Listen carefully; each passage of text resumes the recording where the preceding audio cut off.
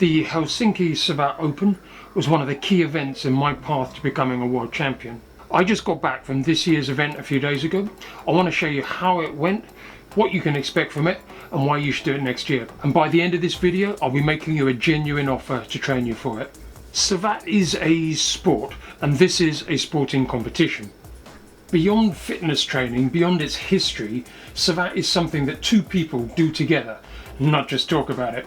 And I'm aware I'm talking about it right now, but as this footage shows, I much prefer the days on which we get out there and do it.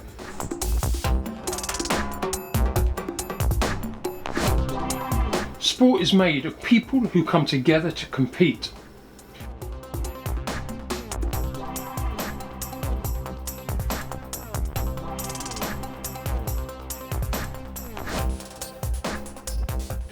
If you treat it properly, you can use sport to polish your spirit, improve your comradeship, understand yourself better, and have a genuine connection with other people.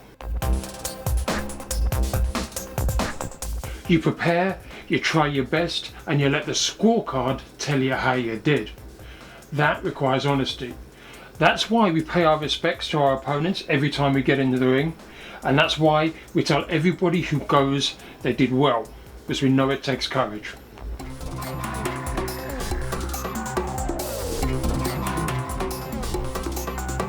It's only by repeated exposure to that process that you ever become any better.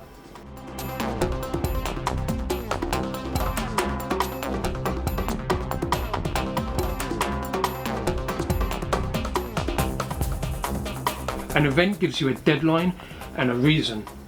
You train, you prepare, you plan, you deal with setbacks, frustrations, joys, successes, and it makes you a more resilient individual and a better sportsperson. And as a dopamine reward, you'll be buzzing by the end of it.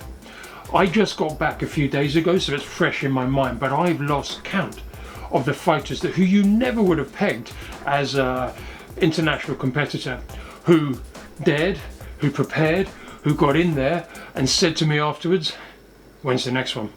Specifically, I recommend getting yourself to Helsinki. It's well organised, it's friendly, the facilities are amazing, and you'll get great fights.